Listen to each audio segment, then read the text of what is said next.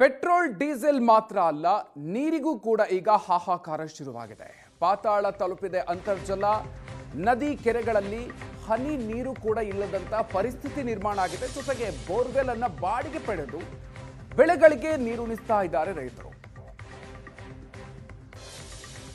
ಜಮೀನಿಗೆ ನೀರನ್ನು ಹಾಯಿಸೋದಕ್ಕೆ 1 ಎಕರೆಗೆ 1500 ರಿಂದ 2000 ರೂಪಾಯಿಗೆ ಬಾಡಿಗೆ ಪಡೆದು ನೀರು ಹಾಯಿಸುವಂತ ಪರಿಸ್ಥಿತಿ. ನೀರು ಹಾಯಿಸೋದಕ್ಕಾಗಿ ತಿಂಗಳಿಗೆ 20 ರಿಂದ 25 ಸಾವಿರ ರೂಪಾಯಿ ಖರ್ಚು ಮಾಡಬೇಕಾಗಿದೆ ರೈತರು. ಏಷ್ಯಾನೆಟ್ ಸುವರ್ಣ ನ್ಯೂಸ್ ಮುಂದೆ ರೈತರು ತಮ್ಮ ಗೋಳನ್ನು ತೋಡಿಕೊಂಡಿದ್ದಾರೆ. ಹಾವೇರಿ ಜಿಲ್ಲೆಯ ಪರಿಸ್ಥಿತಿ ಇದು. ವರದಾ, ಧರ್ಮಾ, ತುಂಗಭದ್ರಾ, ಕುಮದ್ವತಿ ನದಿಗಳು ಬರಿದಾಗಿರುವಂತಹ ಹಿನ್ನೆಲೆಯಲ್ಲಿ ಜನ ಈಗ ಪರಿತಪಿಸ್ತಾ ಇದ್ದಾರೆ. ಜಾನುವಾರು, ತೋಟಗಾರಿಕಾ ಬೆಳೆಯನ್ನ ಬೆಳೆದಿದ್ದಂತಹ ರೈತರು ಕಂಗಾಲಾಗಿದ್ದಾರೆ. ವಿಪರೀತವಾದಂಥ ಬಿಸಿಲು ಇದ್ದಂಥ ಹಿನ್ನೆಲೆಯಲ್ಲಿ ಈ ಬಾರಿ ಸಾಕಷ್ಟು ಸಮಸ್ಯೆಗಳು ಆಗಿದೆ. ಹಾವೇರಿ ಜಿಲ್ಲೆಯಲ್ಲೂ ಕೂಡ ಅಂತರ್ಜಲದ ಮಟ್ಟ ಸಿಕ್ಕಾಪಟ್ಟೆ ಕುಸಿತ ಕಂಡಿದೆ. ನಾನಿವತ್ತು ಹಾವೇರಿ ಜಿಲ್ಲೆಯ ಜೀವನದಿಗಳ ದೃಶ್ಯಾವಳಿಗಳನ್ನು ತೋರಿಸ್ತಾ ಇದ್ದೀನಿ. ಹಾವೇರಿ ಜಿಲ್ಲೆಯ ಜೀವನದಿಗಳು ಅಂತ ಹೇಳಿದ್ರೆ ವರದಾ, ತುಂಗಭದ್ರಾ, ಕುಮದ್ವತಿ, ಧರ್ಮಾ ನದಿಗಳು. ಅದರಲ್ಲಿ ವರದಾ ನದಿ ಅಂತೂ ಸಂಪೂರ್ಣವಾಗಿ ಬತ್ತಿ ಹೋಗಿದೆ. ಕಾರಣ ವಿಪರೀತವಾದಂಥ ಬೇಸಿಗೆ ಕಾಲ ಈ ಬಾರಿ ಎದುರಾಯಿತು. ಕೆಲ ಹಿರಿಯರನ್ನಂತೂ ಕೇಳಿದರೆ ಇಂತಹ ಬೇಸಿಗೆ ಕಾಲ ನಾನು ಯಾವತ್ತೂ ಕೂಡ ನೋಡಿಲ್ಲ ಅಂತ ಹೇಳ್ತಾರೆ, ಗ್ರಾಮದ ಕಡೆ ಎಲ್ಲ ಹಿರಿಯರನ್ನ ಕೇಳದಂಥ ಸಂದರ್ಭದಲ್ಲಿ. ಹೀಗಾಗಿ ಸಾಕಷ್ಟು ಬೇಸಿಗೆ ಇದ್ದಂಥ ಹಿನ್ನೆಲೆಯಲ್ಲಿ ಇವತ್ತು ವರದೆಯ ಒಡಲು ಬರದಾಗಿದೆ.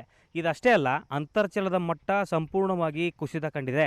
ಅಂದರೆ ಒಂದು ಗ್ರೌಂಡ್ ವಾಟರ್ ಸ್ಟ್ಯಾಟಿಕ್ ಲೆವೆಲ್ ಅಂತ ಕರಿತೀವಿ. ಅಂದರೆ ಸರಾಸರಿ ನೀರಿನ ಮಟ್ಟವನ್ನು ನೋಡಿದಾಗ ಗ್ರೌಂಡ್ ವಾಟರ್ ಅಂದರೆ ಅಂತರ್ಜಲ ಮಟ್ಟವನ್ನು 17 ಮೀಟರ್ ಕುಸಿತ ಕಂಡಿದೆ ಅಂತೇಳಿ ಅಂತರ್ಜಲ ಇಲಾಖೆಯ ಅಧಿಕಾರಿಗಳು ಮಾಹಿತಿ ಕೊಡ್ತಾರೆ. ಹೀಗಾಗಿ ಒಂದು ಕಡೆ ಬೋರ್ವೆಲ್ ವಾಟರ್ ಹೋಗಿದೆ, ಇನ್ನೊಂದು ಕಡೆ ಕೆರೆಯಲ್ಲೂ ಕೂಡ ನೀರಿಲ್ಲ, ನದಿಗಳಲ್ಲೂ ಕೂಡ ನೀರಿಲ್ಲ, ಎಲ್ಲವೂ ಕೂಡ ಬತ್ತಿ ಹೋಗಿದೆ. ಒಂದು ಕಡೆ ಕೆರೆಗಳನ್ನು ಹೂಳೆತ್ತಿಸಿಲ್ಲ, ನದಿಗಳಲ್ಲೂ ಕೂಡ ಯಾವುದೇ ರೀತಿಯಾದಂತಹ ಸ್ವಚ್ಛತಾ ಕಾರ್ಯಗಳನ್ನು ಮಾಡಿಲ್ಲ. ಹೀಗಾಗಿ ಯಾವುದೇ ರೀತಿಯಾದಂತಹ ಸ್ವಚ್ಛತೆ ಮತ್ತು ನೈರ್ಮಲ್ಯಕ್ಕೆ ಆಸ್ಪದ ನೀಡದಂಥ ಹಿನ್ನೆಲೆಯಲ್ಲಿ ಇವತ್ತು ಸಾಕಷ್ಟು ಸಮಸ್ಯೆಗಳನ್ನು ರೈತರು ಅನುಭವಿಸಬೇಕಾಗಿದೆ. ಅಂದರೆ ಬೆಳೆದಂಥ ಬೆಳೆಗಳು ಒಣಗುವಂಥ ಪರಿಸ್ಥಿತಿಗೆ ಬಂದು ನಿಂತ್ಕೊಂಡಿದೆ. ಕಾರಣ ನೀರು ಇಲ್ಲ. ಈ ಸಾರಿ ಭಾರಿ ಬಿರು ಬೇಸಿಗೆ ಇದ್ದಂಥ ಹಿನ್ನೆಲೆಯಲ್ಲಿ ಈ ಒಂದು ನೀರು ಸಂಪೂರ್ಣವಾಗಿ ಕುಂದು ಹೋಗಿದೆ, ಬತ್ತಿ ಹೋಗಿದೆ. ಒಂದು ಕಡೆ ನದಿಗಳಲ್ಲೂ ನೀರಿಲ್ಲ, ಕೆರೆಗಳಲ್ಲೂ ನೀರಿಲ್ಲ, ಅಂತರ್ಜಲ ಜಲನೂ ಕೂಡ ಕುಸಿದು ಹೋಗಿರೋ ಕಾರಣದಿಂದಾಗಿ ರೈತರಿಗೆ ದೊಡ್ಡ ಮಟ್ಟದ ಸಮಸ್ಯೆಗಳು ಆಗ್ತಾ ಇದೆ. ನಾನು ನಿಮಗೆ ದೃಶ್ಯದಲ್ಲಿ ತೋರಿಸ್ತಾ ಇದ್ದೀನಿ. ಈ ಒಂದು ವರದಾ ನದಿಯ ದೃಶ್ಯಾವಳಿಗಳನ್ನು ಇಲ್ಲಿ ಬ್ರಿಡ್ಜ್ ತೋರಿಸ್ತಾ ಇದ್ದೀನಿ ಅಲ್ವಾ. ಪೂರ್ತಿ ನೀರು ನೋಡ್ಬೋದು ನೀವು, ಎಲ್ಲ ನೀರು ಹೊರಟೋಗಿದೆ. ಯಾಕಂದರೆ ಬಿಸಿಲು ಆ ಲೆವೆಲ್ಗಿತ್ತು ಈ ಬಾರಿ.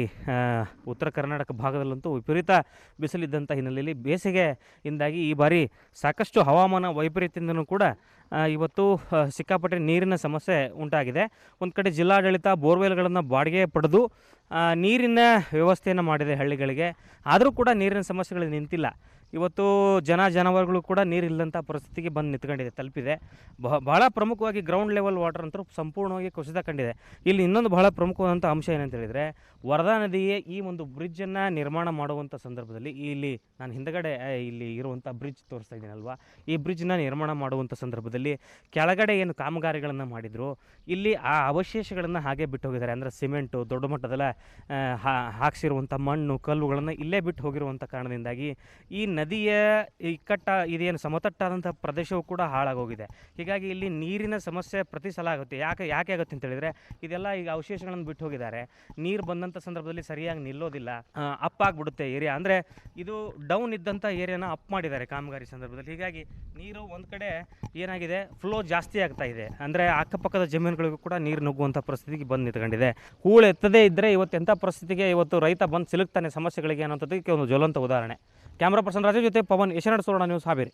ಏನಿಲ್ಲ ಸರ್, ಈ ಥರ ನದಿ ಒಳಗೆ ಕಾಮಗಾರಿ ಮಾಡಿ ಈ ಥರ ಬಿಟ್ಟು ಹೋಗ್ಬಿಟ್ರು ಸರ್. ಜಲನೂ ಬರ್ತದೆ ಸರ್. ಜಮೀನು ಆಜು ಬಾಜು ಜಮೀನು ಆ ಥರ ನೋಡಿ ಸರ್, ಆ ಥರ ಪೂರಾ ಜಮೀನು ಕೊಚ್ಕೊಂಡು ಹೋಗ್ತೇವೆ. ನಮ್ಮ ಜಮೀನು ಲಾಸ್ ಆಗಿಬಿಟ್ಟಿದೆ ಸರ್. ಮಳೆಗಾಲದಲ್ಲಿ ಜಮೀನು ಲಾಸ್ ಆಗ್ಯದ, ಈಗ ನೀರಿಲ್ಲ. ಈಗ ನೀರಿಲ್ಲ ರೀ. ಈಗ ಈ ಟೈಮ್ನಾಗ ನೀರು ಇರೋದಲ್ಲ ರೀ. ಮಳೆಗಾಲದಾಗ ಸ್ವಲ್ಪ ಬೋರ್ವೆಲ್ ನೀರು ಬತ್ತಿದಾವ್ರಿ, ನೀರು ಬತ್ತಿದಾವೆ ಸರ್. ಈಗೆಲ್ಲ ನಿಮ್ಮ ಬೋರ್ವೆಲ್ಗಳೆಲ್ಲ ಎಷ್ಟು ಇಂಚ್ ನೀರು ಬರ್ತೈತೆ? ಈಗ ಸದ್ಯ 2 ಇಂಚಿನ ಲೆಕ್ಕಕ್ಕೆ ಬಂದಾವೆ ಸರ್. 4 ಇಂಚ್ ಇದ್ದಿದ್ದಂಥ ನೀರು ಈಗ 2 ಇಂಚಿನ ಲೆವೆಲಿಗೆ ಬರ್ತಾ ಇದಾವೆ ಸರ್. ಇಲ್ಲಿ ತನಕ ಇವು ಜಮೀನು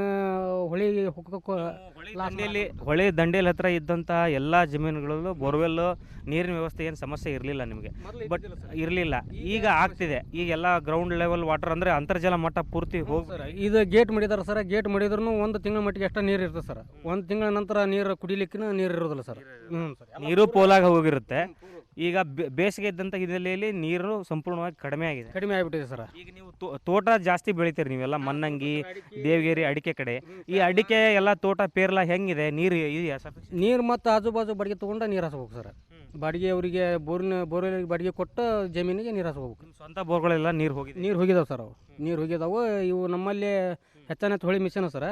ಹೊಳೆ ನೀರು ಖಾಲಿ ಆಗ್ಯದ ಮತ್ತು ಬೋರ್ವೆಲ್ಲರಿಗೆ ಬಾಡಿಗೆ ಕೊಡೋದು ಹಾಸ್ಕೊಂಡು ಸರ್. ಪೀಕ್ ಕೆಡ್ತಾವೆ ನಾವು ಸಂಕಟ. ಎಷ್ಟು ಬಾಡಿಗೆ ಇದೆ ಈಗ? ಒಂದು ಎಕರೆಗೆ 1500-2000 ಮಟ್ಟ ಅದಾವೆ ಸರ್.